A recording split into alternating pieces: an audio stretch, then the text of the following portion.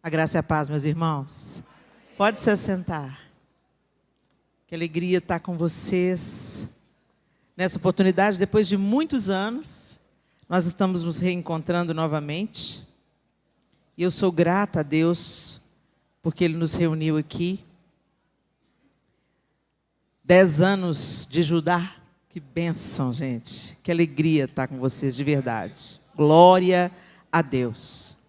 E nessa oportunidade eu quero agradecer, ao pastor Damião, a sua esposa Gislene, também aos pastores presidentes, pastor Lázaro Davi e a sua esposa, missionária Graça, pela confiança, pela recepção e por acreditarem que os jovens podem fazer diferença, uma geração santa, consagrada, infiltrada em todas as áreas da sociedade para anunciar Jesus, ser sal e ser luz. Glória a Deus. Zoe é a vida eterna, abundante e plena que é oferecida por Deus a seus seguidores. Essa é a definição de Zoe, ou Zoé.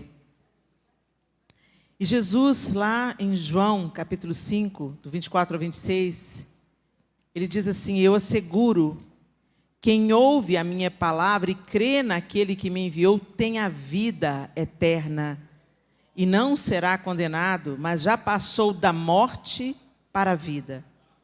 Eu afirmo que está chegando a hora, e já chegou, em que os mortos ouvirão a voz do Filho de Deus, e aqueles que a ouvirem viverão. Pois da mesma forma como o Pai tem vida em si mesmo, Ele concedeu ao Filho ter vida em si mesmo. Quando eu vi o tema de vocês, eu me lembrei de uma música antiga. Uma música que eu cantava na minha adolescência, e ela dizia assim: a vida que Cristo oferece, o mundo não pode lhe dar. É vida no seu coração, é vida perfeita em amor, é vida aos pés do Senhor, é Cristo vivendo em você. É vida que nasce da morte, é vida que traz o perdão. É muito mais que uma religião, é Cristo vivendo em você.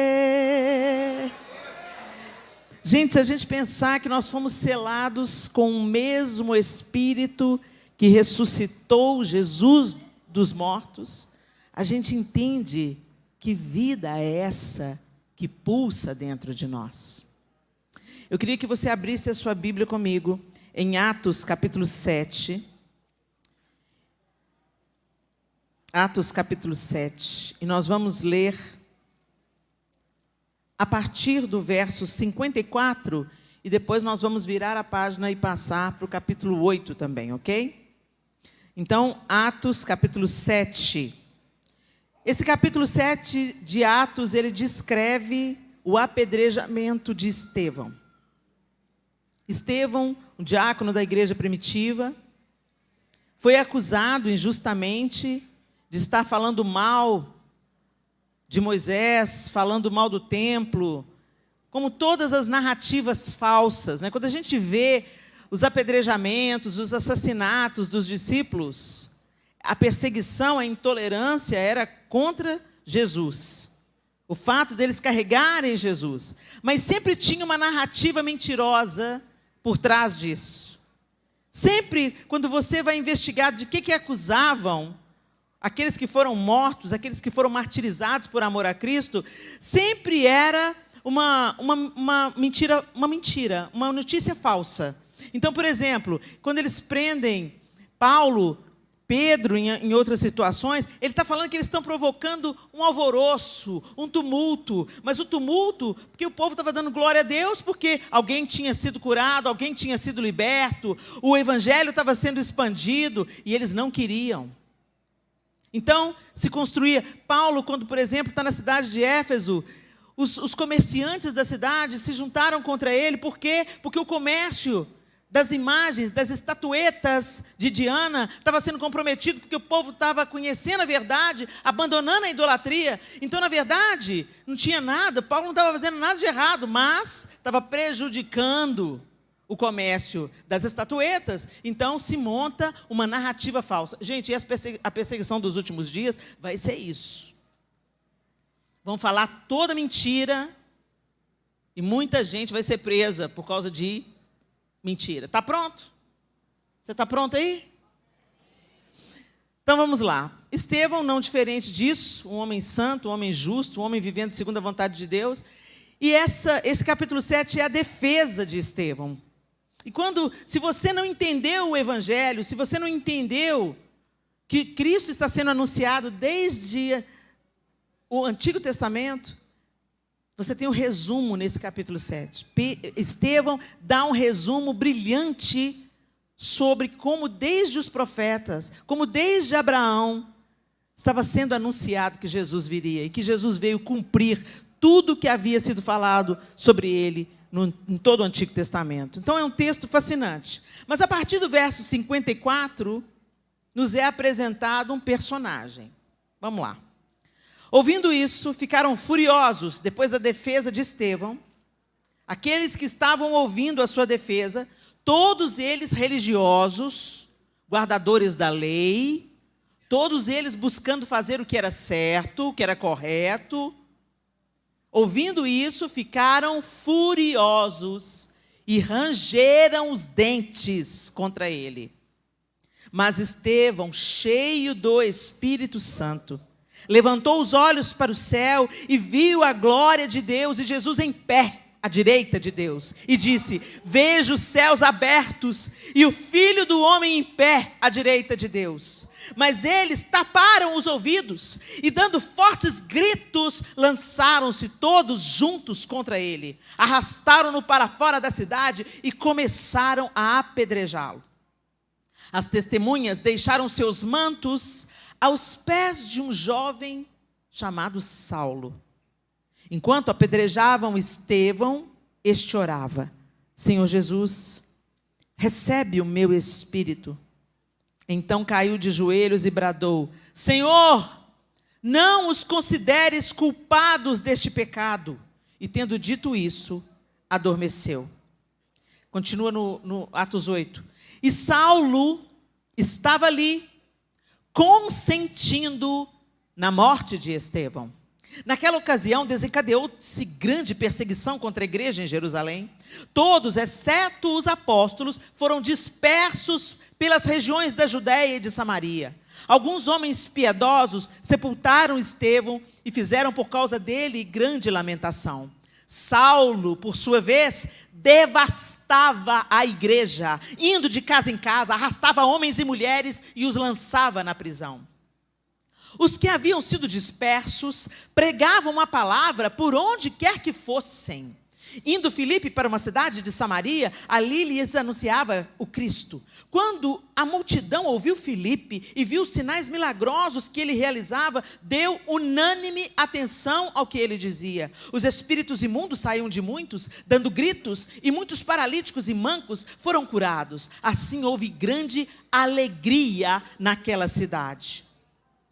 Gente, presta atenção nisso que está acontecendo aqui.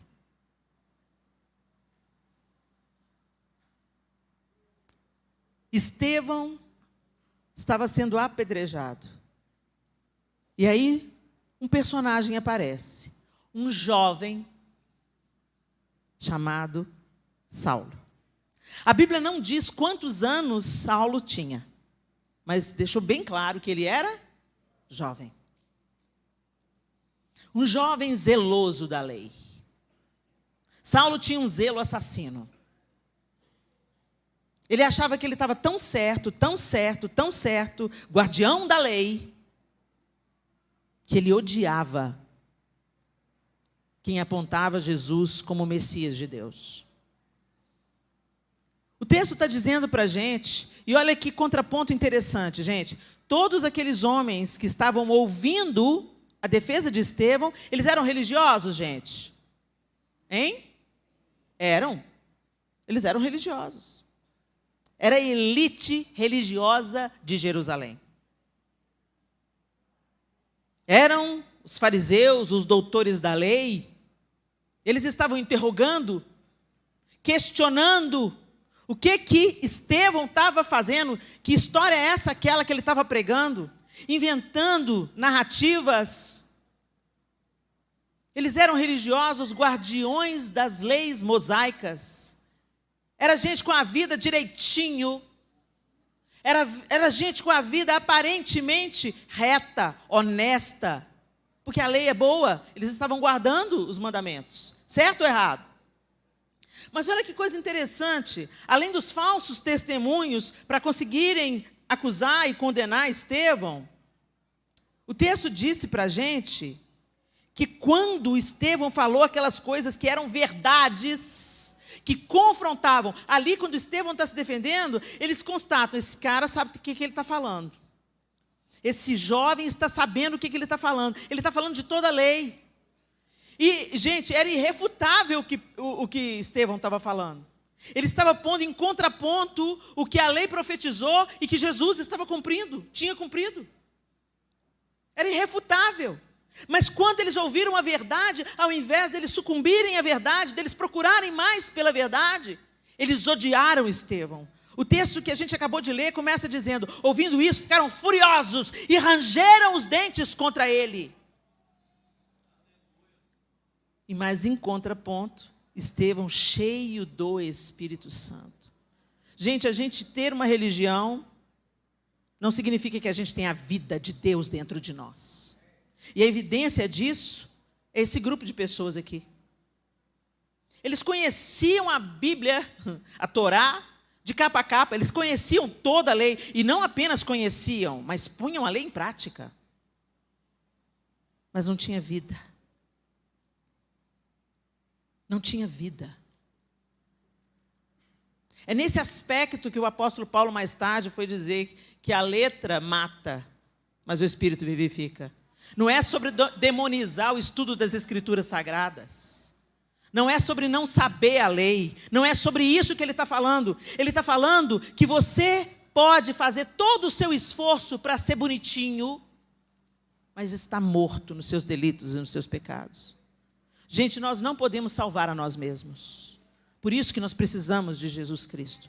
É Ele que nos reconcilia com Deus Pai. Gente, parece óbvio o que eu estou falando aqui. Mas essa mulher veio falar aqui do que a gente já sabe de cor e salteado. Mas mais do que nunca, o óbvio precisa ser dito. Porque a gente está pensando que a gente salva nós mesmos vivendo direitinho. E é mentira. Esses homens acreditavam nisso, que eles estavam fazendo o que era certo. Saulo acreditava cegamente nisso. Tão cegamente que ele passou a perseguir aqueles do caminho. Ele passou a ir atrás, ele passou a condenar, ele passou a prender, a assassinar pessoas. Ele virou o terror dos cristãos, o terror da igreja primitiva. Esse jovem, cheio de zelo religioso,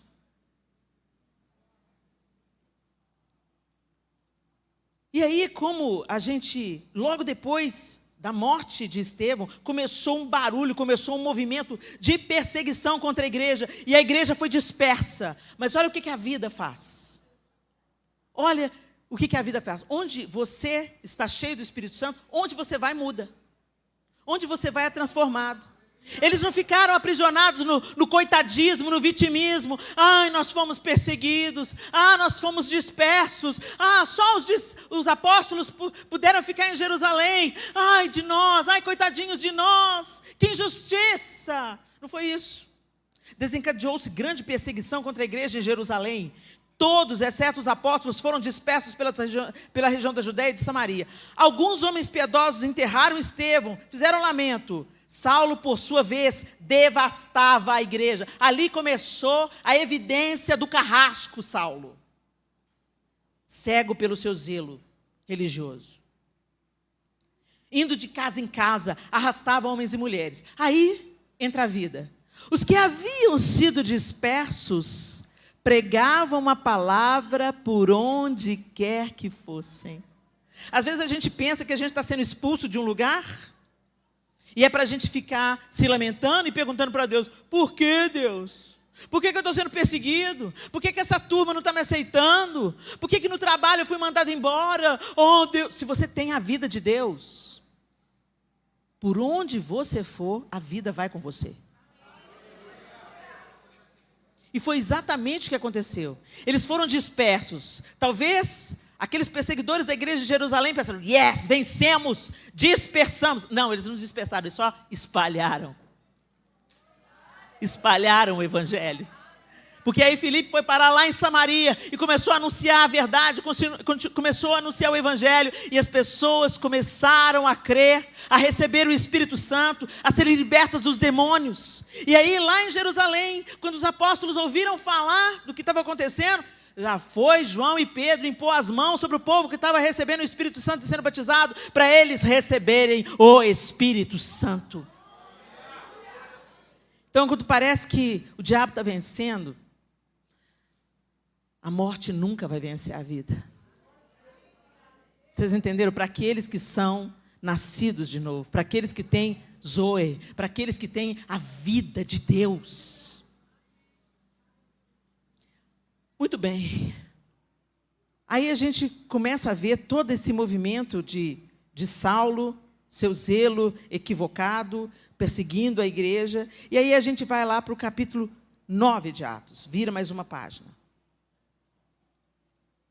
Enquanto isso, enquanto a igreja estava crescendo em Samaria, enquanto o Espírito Santo de Deus estava fazendo a obra, enquanto nada podia deter, Saulo ainda respirava ameaças de morte contra os discípulos do Senhor. Dirigindo-se ao sumo sacerdote, pediu-lhe cartas para as sinagogas de Damasco, de maneira que, caso encontrasse ali homens ou mulheres que pertencessem ao caminho, pudesse levá-los presos para Jerusalém. Eu acho tão lindo quando a Bíblia fala pertencessem ao caminho. Quem é o caminho? Ele mesmo disse: eu sou o caminho, a verdade e a vida. Ele é o caminho, a verdade e a vida. Aí pensa bem, Saulo pediu carta para quem, gente? Para o sumo sacerdote, a elite religiosa. Por isso eu volto a insistir. Você fazer parte de uma comunidade de fé não significa que você tenha a vida de Deus. Você pode ter nascido na igreja. Deus não tem neto. Você precisa de saber que dia que foi aquele que Jesus te encontrou. Que dia que foi aquele que a vida de Deus que estava na vida do seu pai, da sua mãe, do seu pastor, do seu líder, que dia que foi que essa vida que estava neles entrou em você, porque a salvação é individual. Talvez muitos de vocês aqui tenham nascido num lar evangélico, criado por pais e mães cristãos, desde pequenininho, na escola dominical. Você está frequentando, você está recebendo a semente do evangelho, mas você precisa nascer de novo. Você precisa da vida de Deus, porque só frequentar uma igreja não faz um crente. Jesus nos alertou quanto a isso. O joio e o trigo cresceriam juntos. E nós não conseguimos separá-los. Só o Senhor consegue separá-los. Ele fala: não tenta separar. Porque se você arrancar um, periga você arrancar outro junto. Só eu faço separação. Porque o Senhor sonda os corações. Ele conhece a nossa história desde a hora da nossa concepção até a hora da nossa morte. Só Ele separa o joio do trigo, os bodes das ovelhas. Mas Ele disse que eles estariam no mesmo aprisco. Mais uma evidência de que nem todo mundo que está na igreja nasceu de novo e tem a vida de Deus. Saulo ainda respirava ameaças de morte contra os discípulos. Foi ao sumo sacerdote, pediu cartas para as sinagogas de Damasco, de maneira que, caso encontrasse ali homens ou mulheres que pertencessem ao caminho, pudesse levá-los presos para Jerusalém. Ele não se conformou em só caçar a igreja em Jerusalém, ele queria caçar em Damasco também. Em sua viagem, quando se aproximava de Damasco, de repente, brilhou ao seu redor uma luz vinda do céu. Ele caiu por terra e ouviu uma voz que lhe dizia: Saulo, Saulo, por que você me persegue? Eu acho lindo isso também. Porque quando fazem mal para a gente, que somos igreja do Senhor, não é para a gente que estão fazendo mal.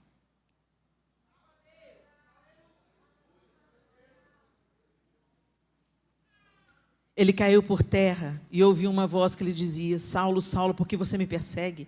Saulo perguntou: quem és tu, Senhor? Ele respondeu: eu sou Jesus, a quem você persegue. Levante-se, entre na cidade, alguém dirá o que você deve fazer. Os homens que viajavam com Saulo pararam emudecidos, ouviram a voz, mas não viam ninguém. Saulo levantou-se do chão e, abrindo os olhos, não conseguia ver nada. E os homens o levaram pela mão até Damasco. Por 3 dias ele esteve cego, não comeu nem bebeu.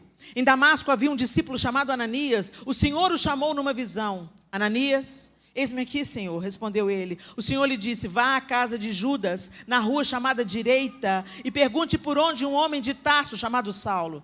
Ele está orando. Numa visão viu um homem chamado Ananias chegar e impor-lhe as mãos para que voltasse a ver. Respondeu Ananias: Senhor, eu tenho ouvido muita coisa a respeito desse homem e de todo o mal que ele tem feito aos teus santos em Jerusalém. Ele chegou aqui com autorização dos chefes, dos sacerdotes, para prender todos os que invocam o teu nome. Mas o Senhor disse a Ananias: vá, este homem é meu instrumento, escolhido para levar o meu nome perante os gentios e reis e perante o povo de Israel. Mostrarei a ele quanto deve sofrer pelo meu nome. A vida entrou. Mas em Saulo, Jesus podia ter escolhido alguém melhorzinho, né? Justamente Saulo, quem matava, quem prendia, quem odiava. Justamente Saulo, ele nem andou com Jesus, podia ter escolhido um dos 12.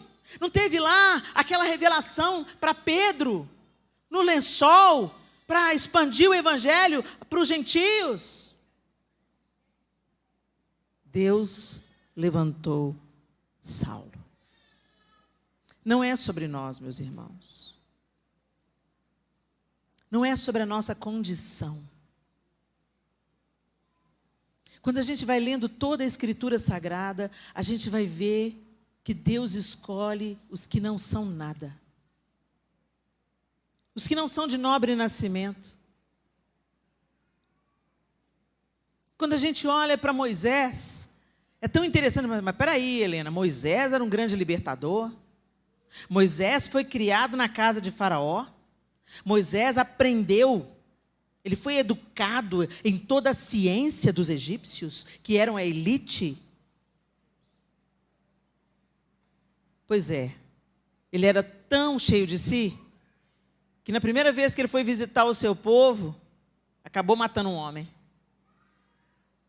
Teve que fugir. E Deus teve que levar ele lá para o deserto. Deus permitiu que ele fosse para a casa de Faraó. Deus me ensinou tudo que ele precisava saber para escrever o Pentateuco. Tudo que ele precisava saber. Toda a intelectualidade que ele precisava ter. Mas depois Deus tinha que tratar o coração de Moisés. Aí ele leva Moisés para o deserto, para servir ao seu sogro Jetro. E quando ele pensou, pronto, não tem nada de libertação, eu vou ficar aqui mesmo, sendo esse pastor no deserto. Deus aparece para ele numa sarça. E ele já estava pronto, porque ele falou assim: eu sou preso de língua. eu não consigo. É justamente quando a gente chega nesse estágio, quando a gente se torna totalmente dependente, quando toda a arrogância que foi plantada no coração de Moisés, por ter sido criado como um filho de Faraó, um neto de Faraó, quando tudo aquilo, eu vou libertar o meu povo, quando tudo aquilo, a força do próprio braço de Moisés foi abatida, para que ele estivesse pronto para Deus o levantar e o usar como Deus queria usar. A vida se manifestou para Moisés no meio de uma sarça ardente que queimava no meio de um deserto, enquanto ele cuidava dos rebanhos do seu sogro. Eliabe, irmão mais velho de Davi, diante dos olhos do profeta Samuel, era o cara, trabalhado na guerra, tinha porte de rei, podia competir de igual para igual com Saul. Mas quando ele, eis aí o ungido do Senhor, Deus fala com ele, não, Samuel, não atende para a aparência, porque eu vejo o coração. A minha vida não está em Eliabe. Então passa outro, e mais outro, e mais outro. Ninguém, Davi não foi nem lembrado. E quando a gente vai vendo como Deus escolhe, não é sobre quem nós somos, não é sobre os nossos méritos pessoais, nós nos envaidecemos tanto. Quando a vida de Deus entra, ela floresce, ela transborda, mas ela nos dá a exata noção de que nós não somos nada e que Deus é tudo. Nós acabamos de cantar aqui, seja tudo em mim, porque de fato, se Ele não fosse, a vida dele não pulsar em nós, nós seremos propagadores da morte. Vocês estão entendendo, meninos? Não tem meio termo. Ou você é um ministro da vida, ou você é um ministro da morte. Quem comigo não ajunta, espalha. Não tem meio do muro. O meio do muro pertence a Satanás. Então não dá para você ficar vindo na igreja e tomando cafezinho com o diabo. Não dá para você vir aqui participar desse congresso, ficar maravilhoso, oh glória a Deus, que presença, e ficar acessando pornografia. Não dá, porque, sabe por quê? Porque o céu vê, mas o diabo também vê. Olha lá vem o picareta do fulano, olha lá. Todo bonitinho aqui na igreja, mas eu que sei, hein, companheiro. Vocês estão entendendo, gente? E eu não vim aqui trazer acusação sobre vocês, não. Eu vim aqui trazer despertamento. Nós precisamos de nos apropriar dessa vida. Essa vida que vai definir como nós vamos viver. Não no nosso esforço. Entenda, gente. Esses homens que estavam perseguindo a igreja, nós estamos destacando aqui através da vida de Saulo, ele era movido pelas boas intenções. Ele era movido pelo zelo religioso. Ele era movido por aquilo que ele achava que era o certo. Daí que deve ter nascido a expressão de boas intenções, o inferno está cheio. A gente tem tanta opinião, né, gente? Principalmente nesse tempo. Todo mundo quer dar uma opinião na internet. A gente tem coragem para dar opinião, mas a gente não tem coragem de pregar o evangelho para quem mora do lado da nossa casa.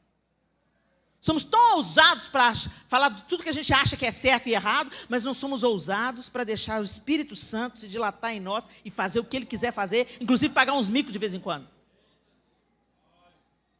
É porque de vez em quando, gente, quando a vida de Deus está pulsando em nós não somos governados pelo nosso desejo, somos governados pelo Espírito.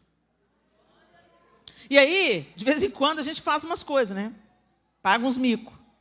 Eu me lembro uma vez que eu estava no aeroporto, eu estou lá na minha, feliz.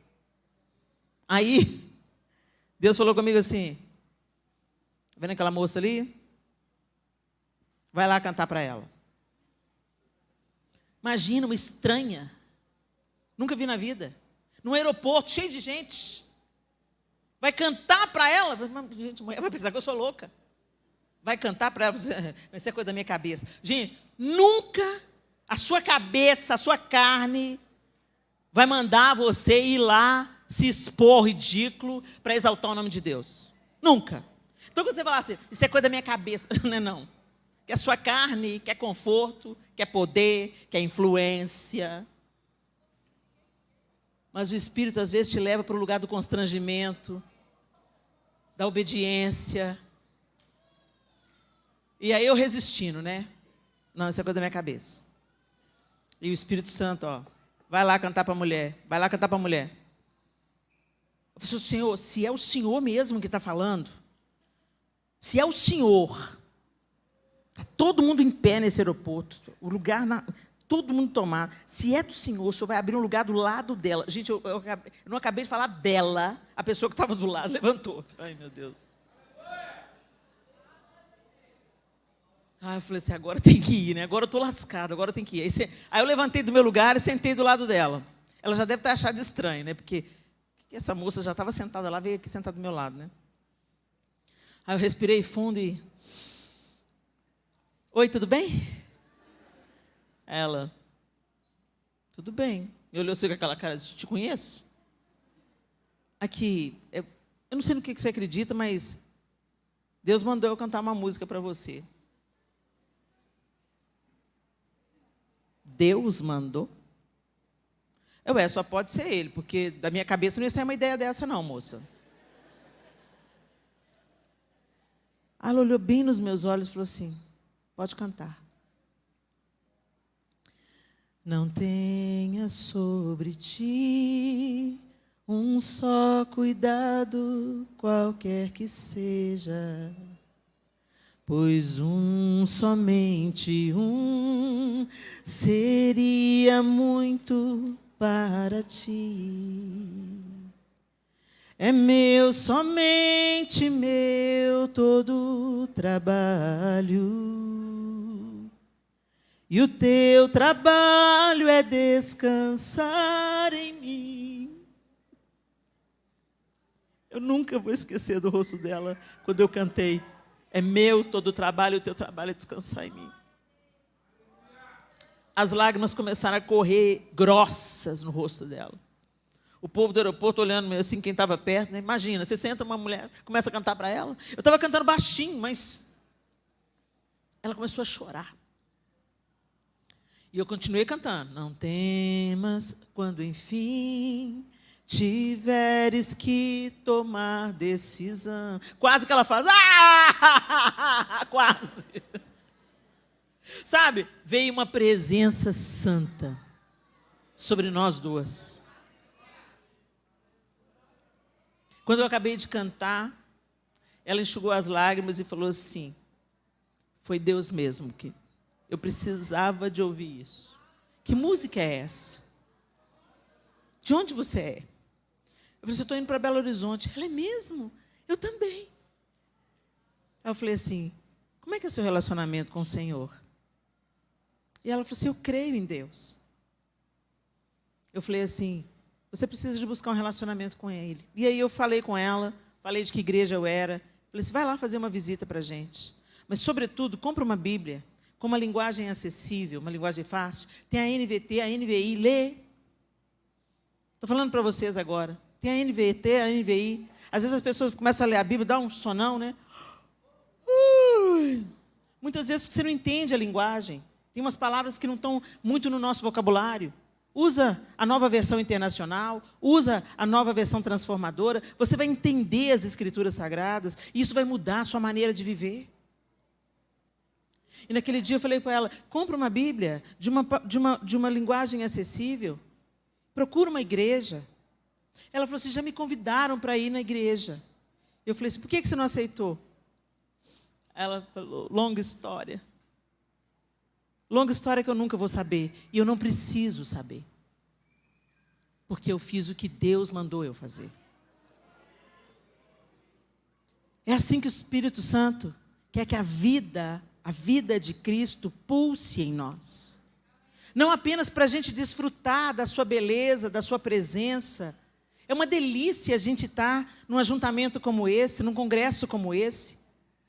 A gente é renovado no Espírito, renovado nos dons, a gente conhece pessoas novas, a gente vê pessoas de longe, e isso tudo é maravilhoso, porque isso nos capacita, nos habilita, nos aquece. Mas para quê, gente? Para quê que nós temos recebido de Deus? Para transbordar. Quando a vida de Deus entrou em Paulo, mudou a jornada, mudou o destino, mudou o impacto.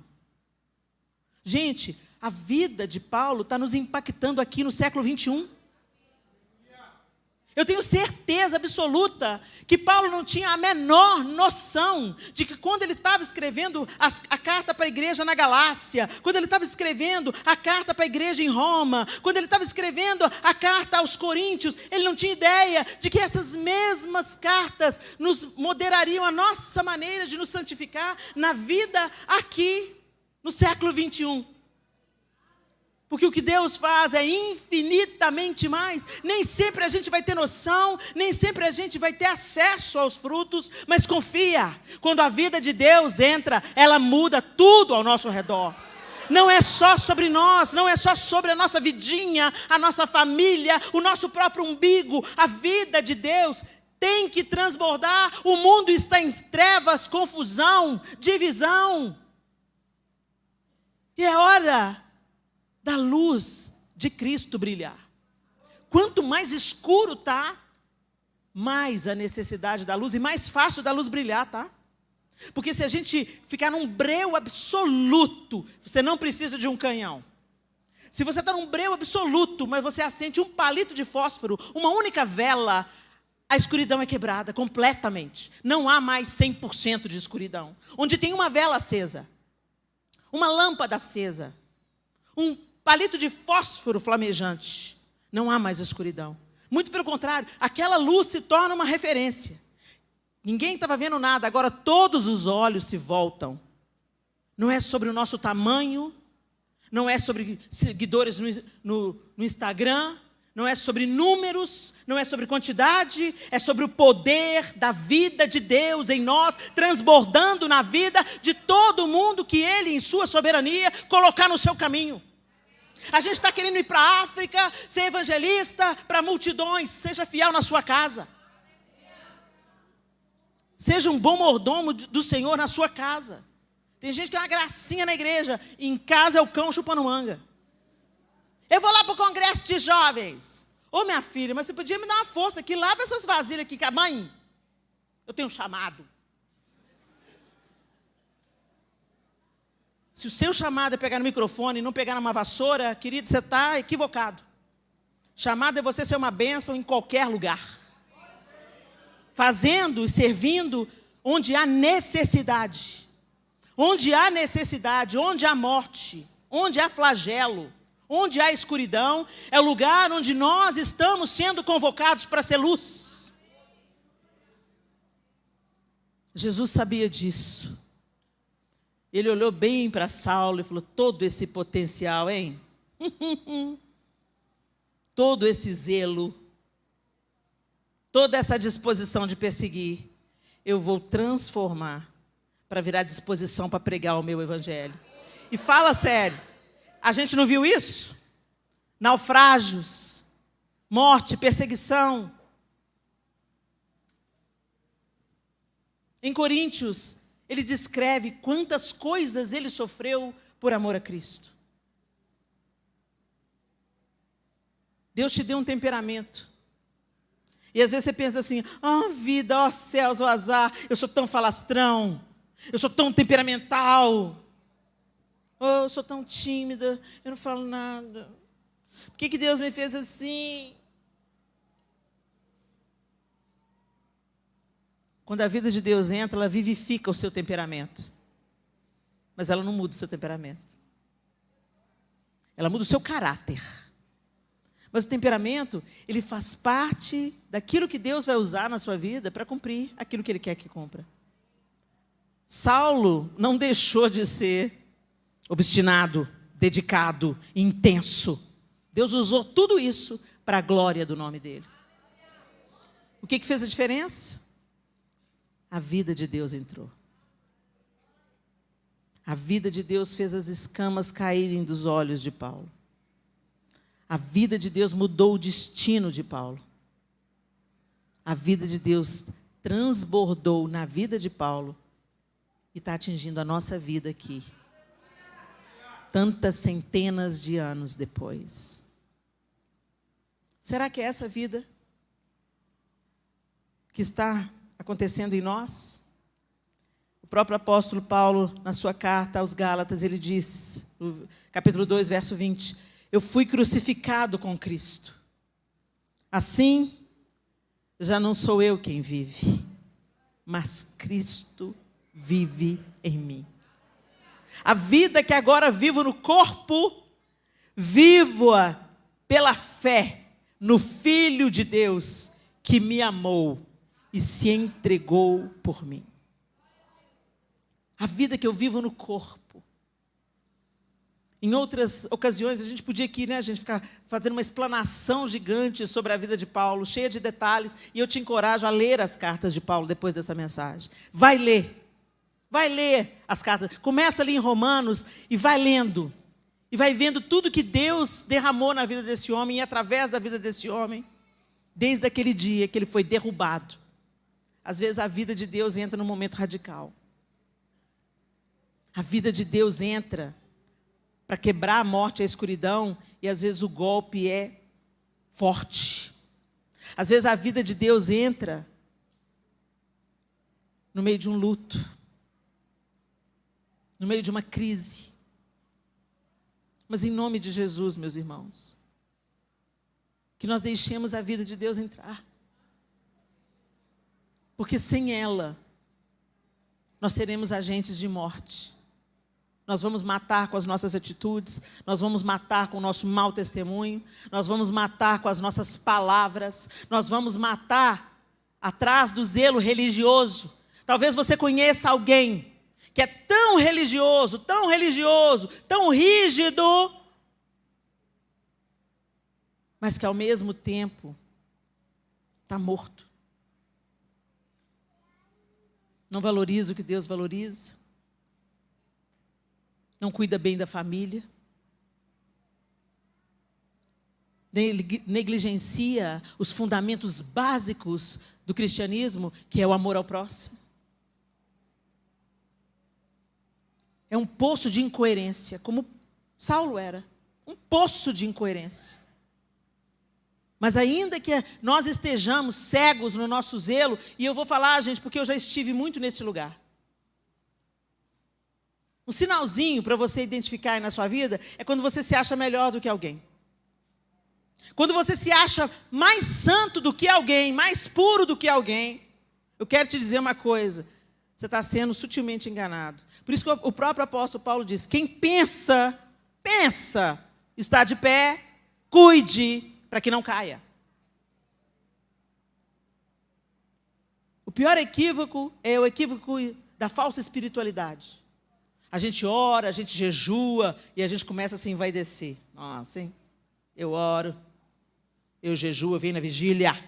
Esses pecadores aí, ó, vai tudo queimar no inferno. Quando você começa a colocar gente no inferno, você pode saber. Você pode ter uma leve ideia. Mas você pode pensar assim, fulano está com uma vida que não está condizente com aquilo que Jesus mandou, né? Ah, Jesus, pega ele. Pega ele igual um dia você me pegou. Mas quando você começa, para fulano não tem jeito não. Condenado, são os filhos do diabo. E a gente sabe, gente, que o diabo tem seus filhos aí mesmo. Mas sabe quando Jesus estava falando que a gente não arranca o joio do meio do trigo? É porque a gente não é habilitado para isso. E porque a gente ainda está no nosso processo de crescimento, de santificação. Nós não somos superiores. Nós podemos ser mais livres. Nós podemos ter mais clareza. Mas essa clareza também não é mérito nosso. É o Espírito Santo que nos convence da justiça, do pecado e do juízo. Você está achando que você aceitou Jesus porque seu intelecto entendeu? Não, você percebe que Jesus é o Filho de Deus, você aceitou Jesus como seu Senhor e Salvador, você recebeu essa vida, porque o Espírito Santo te apresentou Jesus. Ele te convenceu da justiça, do pecado e do juízo. Por isso você creu, por isso você se voltou para Cristo. E é Ele que tem te sustentado dia após dia, ansiando formar em você os frutos que provêm da vida de Deus. O amor, a alegria, paz, longanimidade, bondade, mansidão, domínio próprio. É isso que a vida de Deus gera em nós. Por isso que nós precisamos tanto dessa plenitude que vem de Deus, desse amor que vem de Deus, dessa paz que vem de Deus. Nós não conseguimos construir isso com as nossas mãos, meus queridos, nem com as nossas boas intenções, mas buscando, nos submetendo, nos rendendo, nos entregando, a gente acha espaço para que Ele faça tudo em nós e seja tudo em nós. Feche os seus olhos. Eu queria que você fizesse uma avaliação, uma autoavaliação aí no seu lugar. Quem você é? Quem você é? Será que você ainda é um Saulo? Conhece todas as regras, conhece toda a lei, conhece toda a Bíblia, já leu a Bíblia inúmeras vezes. Mas a vida de Deus não tem produzido em você amor, alegria, paz, o fruto do Espírito. Você não é aquela pessoa que está se tornando cada dia mais parecido com Jesus. E é isso que o Espírito Santo quer fazer em nós. Nos transformar cada dia, de fé em fé, de glória em glória, à semelhança do Filho. Cheiro de Jesus, reação de Jesus, resposta de Jesus, compaixão de Jesus, perdão de Jesus. Será que nós estamos sendo aperfeiçoados, meus irmãos? Ou será que a gente está aí como Saulo, caçando alguns, prendendo outros, dispersando outros, nos julgando melhores?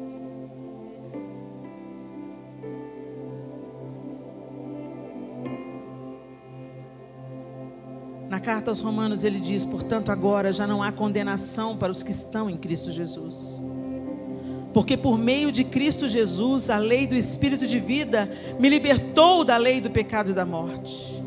Quem vive segundo a carne tem a mente voltada para o que a carne deseja. Mas quem vive de acordo com o Espírito tem a mente voltada para o que o Espírito deseja. A mentalidade da carne é morte, mas a mentalidade do Espírito é vida e paz. Às vezes a gente fala para jovens e normalmente quando se fala em pecado para jovens, há uma conexão imediata com a pureza da vida sexual. Mas pecado é muito mais do que impureza sexual. Os desejos da carne são tudo o que dão a primazia dos seus afetos e atenções para outras coisas que não Deus. Falamos que amamos a Jesus, mas não paramos para contemplá-lo através das Escrituras. Falamos que amamos a Jesus, mas não testemunhamos dele para os nossos colégios da escola. Falamos que amamos a Jesus, mas a gente ama mais a nossa popularidade, influência, ou até mesmo os dons que Ele nos deu, porque eles nos dão uma certa visibilidade. É muito mais sutil, meus irmãos. É mais fácil a gente se desviar de uma montanha, porque é óbvia a destruição que ela pode causar. Mas a gente tropeça em pedras pequenas. E muitos de nós estamos vivendo aquém. Que a vida de Deus faça em nós o que fez com aquele jovem. Saulo se tornou o oposto. Mas ele não perdeu a personalidade. Deus não anulou a personalidade de Paulo. Deus usou tudo que ele era, tudo que ele tinha, para a glória do seu próprio nome, para a expansão do reino, Paulo chegou em lugar em que nenhum dos outros apóstolos chegaram, com seus próprios pés. Fundou igrejas, foi martirizado, açoitado, apedrejado, descido pela muralha com uma cesta para não ser morto, preso, até ser martirizado e decapitado, por amor a Cristo. E o Senhor quer nos levar a esse lugar, onde nós vamos dizer como Saulo, como Paulo: já não sou eu que vivo, mas Cristo vive em mim. A vida que eu vivo agora, eu vivo pela fé no Filho de Deus. Você nasceu na igreja? Que bênção. Você teve acesso ao Evangelho, eternidade. Que bênção. Você é jovem e está aqui na igreja, ao invés de estar no carnaval. Que bênção. Mas isso não basta. Você tem que deixar a vida entrar e começar a se multiplicar em mais vida, transbordar a vida. Jesus disse para aquela mulher à beira do poço: quem beber da água que eu lhe der nunca mais terá sede, e eu serei nele uma fonte a jorrar para a vida eterna. Deus quer que você seja essa fonte a jorrar, Zoe. Essa fonte a jorrar a vida de Deus, a plenitude de Deus, a eternidade de Deus. Cristo em vós, a esperança da glória. Não se contente com menos que isso. E eu não posso entregar esse microfone sem te convidar ao altar. Eu sou grata a Deus pelos apelos onde eu saí do meu lugar. E eu dobrei os meus joelhos. E eu fiz orações de entrega e rendição, de exaustão, de dúvidas. E deixei tudo aos pés do Senhor. Talvez hoje seja o dia de você sair do seu lugar e falar: Senhor, eu não quero viver apenas um zelo religioso.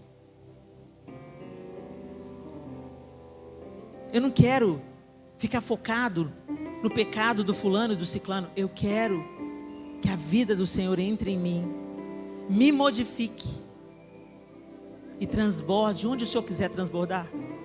Por onde eu andar, que eu seja um sinal da sua presença, que eu seja um sinal da sua glória, que eu seja um agente da vida. Se tem alguém aqui que quer fazer essa oração, eu queria que você saísse do seu lugar, e eu quero orar junto com você. Vamos ficar de pé? Vamos ficar de pé para facilitar esse momento. Se em nome de Jesus tem alguém aqui que quer renovar a sua aliança com Deus, fala: Senhor, eu temo ao Senhor, eu sirvo ao Senhor, mas eu estou dando um passo além agora. Eu quero, Senhor, que o Senhor faça em mim o que o Senhor fez na vida do apóstolo Paulo. Eu quero que o Senhor me encontre, que o Senhor me revele quais as áreas da minha vida que precisam de reparação, de conserto, de vida. Jesus disse assim: gente, eu sou a videira verdadeira. Se vocês estiverem enxertados em mim, ligados em mim, a minha vida vai alcançar vocês. Mas se vocês não estiverem ligados em mim, vocês vão ser arrancados e lançados fora. Tem muita gente que está pendurado na videira, mas não conectado à videira. Às vezes você veio aqui hoje pela primeira vez, alguém te convidou.